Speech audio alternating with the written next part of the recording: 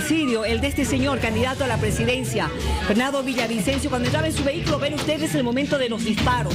3 balazos le llegaron a la cabeza de este candidato que había terminado de participar en un meeting en el coliseo de un colegio allá en Quito, Ecuador. Fue asesinado. Hace algunos instantes nos hemos contactado con una periodista que nos había dicho que al estilo del sicariato, él habría sido eliminado. En pocas semanas más se iba a llevar a cabo las elecciones presidenciales, elecciones adelantadas, pero sin embargo, miren ustedes el clima de violencia que se está viviendo en Ecuador. Fue terrible. Leo, Denise, ¿cómo estás, Daniel? Realmente hoy nos hemos horrorizado con este hecho. Y se acuerdan que hace algunas semanas también asesinaron a un alcalde en otra ciudad en Ecuador. Exacto, y constantemente este candidato a la presidencia recibía amenazas de muerte, pero lamentablemente hoy se han confirmado. Se habla de una investigación que se realiza, se habla de sicarios, como tú bien lo decías. Los familiares y algunas autoridades han confirmado la muerte de este candidato Fernando Villavicencio. Recibió 3 impactos de bala en la cabeza, fue trasladado al Hospital de la Mujer y posteriormente se confirmó su muerte. Hay varios heridos, se habla de 8 personas dentro del custodio que él tenía, porque él era una de las personas que más custodio y uniformados tenían. Tenía varios guardias de seguridad y no era el único candidato, pero miren, ni con guardias de seguridad igual lo han eliminado. Estamos con el periodista Marlon Torres Córdoba, periodista de Marlon Digital TV allá en Ecuador. ¿Cómo estás, Marlon? Muy buenas noches. Qué horror lo que acabamos de ver y presenciar justamente de lo que ha pasado en Quito. ¿Qué ha pasado con este candidato? ¿Estaba molestando a alguien? Tú, más o menos, según lo que has estado viendo y siguiendo, porque evidentemente en este momento podríamos decir que cualquiera de los candidatos también puede estar con riesgo de muerte. Hola, ¿qué tal? Miriam, buenas noches, saludos allá a la gente de Bolivia, al país hermano de Bolivia. Mira, quisiera empezar por algo. Si a mí me hubieras preguntado qué titular le pondría hoy a lo que está sucediendo acá en Ecuador, yo le pondría Ecuador, tierra de nadie. Te lo juro, es terrible, amigos bolivianos. Es terrible lo que estamos pasando acá. Estamos viviendo lo que vivió Colombia en la década del 80 con Pablo Escobar Gaviria.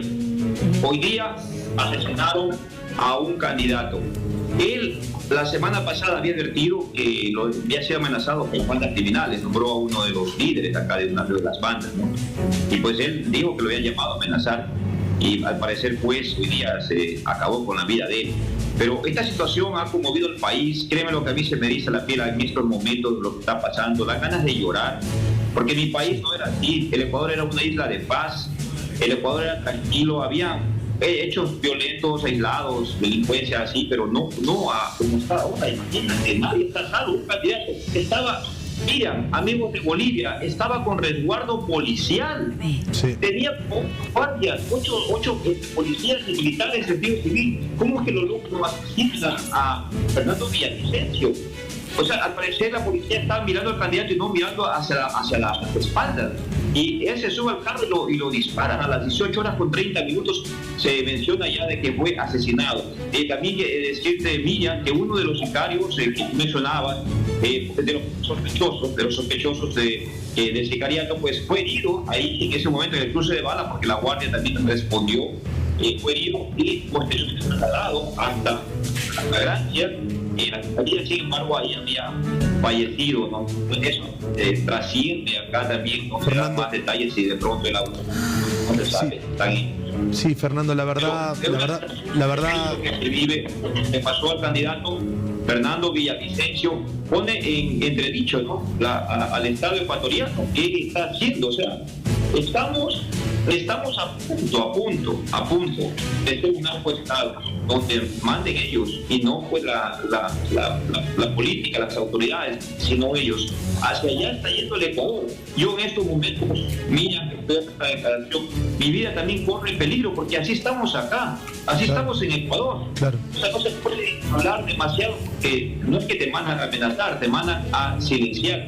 Sí. Es algo terrible que no deseo que pase nadie lo que está sucediendo. Mira, un candidato a la presidencia cuando el próximo domingo, este domingo que viene al otro, ya estamos en elecciones. Fernando, ¿qué tal? Leonel Francese te saluda, Marlon. Leonel Francese te saluda. La verdad, nos solidarizamos con la situación que están viviendo. Yo creo que este golpe a la democracia se vive y se siente en América Latina. De verdad no creo que sea un tema solamente de Ecuador, esto trasciende las fronteras. Acá estamos horrorizados también. Apenas llegué al canal, la gente estaba hablando, corrían de un lado para el otro intentando sacar los archivos, las imágenes, porque es un hecho indignante verdaderamente. ¿Cómo estaba posicionado en las encuestas este candidato? ¿Estaba entre los primeros lugares? Es la primera pregunta que tengo. La segunda pregunta es, ¿tenía enemigos como presidente de la Comisión Fiscalizadora? ¿Existe, aunque sea cierto grupo de gente al cual él haya estado fiscalizando, que se haya sentido vulnerado? ¿Se puede lucubrar o sería muy arriesgado hacerlo? Mira, él fue asambleísta antes de que se cierre la asamblea por parte de... Acá tenemos la muerte cruzada, está en la ley, donde el presidente tiene opción a la asamblea y él también se va y vienen nuevas elecciones. Una vez, al segundo día, a la 1 de la madrugada, el presidente cerró la asamblea. Y a las 7 de la mañana ya Fernando salió a anunciar su candidato a la presidencia. Él, desde la comisión, él denunciaba los actos de corrupción que había en las grandes esferas de la estatal Petroecuador, denunciaba inclusive a un expresidente de acá del Ecuador. O sea, él decía no tener miedo, ¿no? Y la última fue la semana pasada, Leonel, donde él advirtió que había recibido una llamada de un jefe de banda de cartel de Sinaloa, algo así.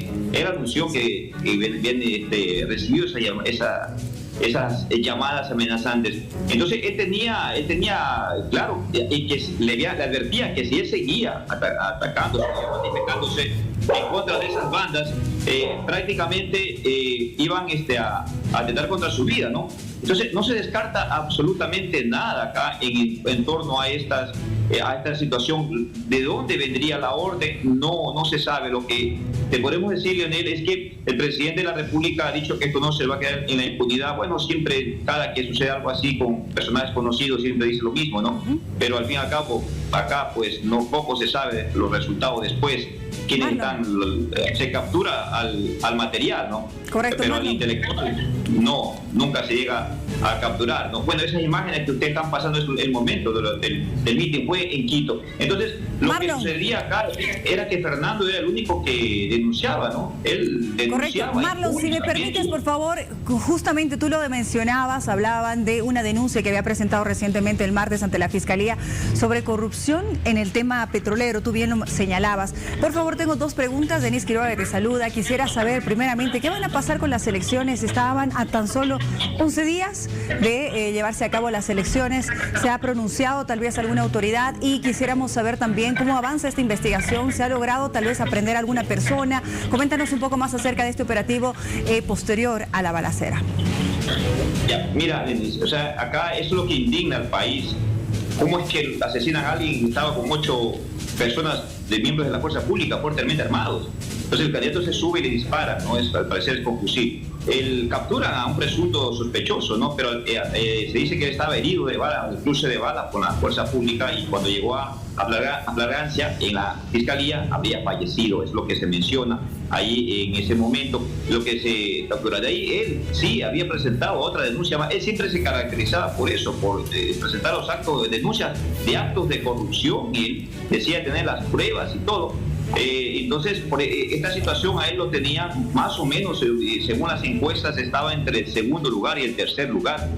Toda vez que acá pues hay un voto fuerte del correísmo, tiene su votación muy fuerte, sin embargo a él lo ponían ya en el segundo lugar, y posiblemente pues se mencionaba acá que todo candidato que pase la segunda vuelta con la candidata de correísmo pues tendría toda la ventaja de ganar. Eso es lo que se mencionaba. Entonces hoy día pues se bajan a un candidato presidencial, y tú recordarás a Carlos Galán en Colombia, que también fue así mismo en un meeting y lo mataron en la década de los 80, cuando estaba, pues decían las encuestas que él iba a ganar, tenía todas de ganar, ¿no? Entonces acá él se ubicaba entre un segundo y un tercer lugar según los datos de encuestas que se hacían a nivel nacional. Marlon, Complicadísimo. Te saluda Daniel, igual desde La Paz, lo estamos viendo y realmente llama poderosamente la atención el factor que tú mencionabas. Estamos a punto de ser un narcoestado. ¿Qué pruebas hay de ello? Se sabe que el narcotráfico haya entrado a las esferas de poder y por medio de ejercer este poder hayan tenido algo que ver con el asesinato del señor Fernando Villavicencio. ¿Se tiene pruebas hasta el momento? No, todo es silencio, hay rueda de prensa. En estos momentos está reunido el presidente, en estos momentos que yo te estoy hablando, está reunido el presidente de la República con el presidente de la Corte Nacional de Justicia, Iván Saquicela, está Diana Tamaín, la presidenta del Consejo Nacional Electoral, están autoridades militares, policiales, es decir, está toda la fuerza, todas las autoridades de seguridad que están en estos momentos reunidos en Palacio de Carondelet. Todavía no sale, la primera persona hace unos 30 minutos. El presidente los convocó de manera urgente. No se sabe qué es lo que va a suceder, si se suspenderán las elecciones o se seguirán, pero lo que dice acá la ley es de que el candidato, que si esto llegase a ocurrir, el partido de Fernando Villavicencio, en este caso el Movimiento Construye, lista 25, puede poner un candidato, de inscribir un candidato o de no, pues, poner a la que estaba de candidata a vicepresidenta, subirla al primer lugar, como en este caso candidata a presidente, pero no se sabe todavía. Lo que sí te digo que acá es un caos, una conmoción nacional acá. Hay gente amigos míos que me han escrito, han llamado, llorando inclusive, gente llorando de indignación, más allá de que sean o no seguidoras de Fernando, son gente de que van a votar por otro candidato, pero de indignación de lo que está pasando acá, de indignación con impotencia. Compañeros, allá ustedes, es terrible la situación que está pasando acá. Yo mismo en estos momentos, estoy poniendo en peligro mi vida, lo que lo estoy hablando a ustedes al mencionar este tipo de situación que se vive acá en el país. Por eso que acá se ha desatado una ola migratoria terrible al país del norte por esta situación. Huyen del Ecuador. Nunca he visto esto, dígame. Bueno, entendemos cómo te estás sintiendo y realmente esperemos que esto no vaya a mayores, porque es evidente que el señor Fernando Villavicencio estaba investigándolo también al presidente Guillermo Lasso. El presidente Guillermo Lasso, que ha dado sus condolencias y ha dicho que este crimen no va a quedar impune, pero de todas formas, creo que muy pocos saben de la trayectoria periodística que tiene también, o que tenía el señor Villavicencio, ¿no es cierto? Periodista de investigación de carrera, comunicador, antes de ser político, porque su vida política ha sido bastante corta. Sí, efectivamente, él era un periodista investigador, tenía unas páginas digitales, comunicaba. Él tuvo bastante inconvenientes en el gobierno del expresidente Rafael Correa. Se amainó la situación cuando ya llegó Lenín Moreno, que no vino el COVID, todas esas cosas, pero nuevamente él se lanza a la candidatura de la Asamblea y gana, y pues de ahí ya con la inmunidad parlamentaria tuvo más campo abierto para seguir denunciando los actos de corrupción, ¿no? Y él decía tener las pruebas, él presentaba, inclusive presentó pruebas para que alguien lo sacara del país y lo capturaron. O sea, él era así, él estaba, hacía ese tipo de investigación, el periodismo investigativo, antes de ser asambleísta. Cuando fue asambleísta tenía ya todo preparado, ¿no? Y él sacaba a la luz, inclusive contra otros candidatos, otros asambleístas. Él denunciaba públicamente que se tomaban fotos en otros países con jefe de carteles. Él sacaba la fotografía, él denunciaba, él no le tenía miedo a eso, a pesar de que le decían que se cuide, que si no le preguntaban si no tenía miedo de que lo maten. Él decía que él tenía que denunciar por el país, porque el país debe saber la verdad, y que si el destino era de que él fallezca, pues eso sabrá Dios, es lo que sabía decir él. Marlon, mira, me voy a quedar con esto último que acabas de señalar. Él tenía que denunciar lo que sabía, lo que tú acabas de decir. Y realmente yo creo que esto va a marcar evidentemente este momento tan trágico que están viviendo ustedes en Quito, en Ecuador concretamente. Marlon Torres, muchísimas gracias, compañero. Gracias por habernos contado, por lo menos dándonos unos minutos de tu tiempo para hablar de lo que está ocurriendo hoy en Ecuador. Nos quedamos pendientes, te vamos a estar molestando en cualquier otra oportunidad. Un abrazo. Un abrazo para ustedes. Que te vaya muy bien, gracias. Y antes de ir a otra cosa, por favor, veamos este video que nos está preparando también la producción, de un momento en el que él había estado recibiendo estas amenazas. Adelante, por favor. Y se enteraba a través de los medios de comunicación de un parte policial en el que se revela una gravísima amenaza de uno de los capos del cartel de Sinaloa, me refiero alias Fito, en mi contra y en contra de mi equipo de campaña con una advertencia que si sigo refiriéndome a él y a su estructura, ellos atacarán en mi contra o atentarán contra mi vida. Esto lo que hace es confirmar que efectivamente nuestra propuesta de campaña afecta gravemente a estas estructuras criminales. Y aquí estoy yo dando la cara, no les tengo miedo. 20 años me he jugado en este país en contra de estas estructuras delictivas y reitero, no les tengo miedo. Y ratifico mi planteamiento de crear una cárcel especial de altísima seguridad que está acá. Será una de las primeras obras que impulsaré apenas asuma el mando para trasladar a Fito y a otros capos del narcotráfico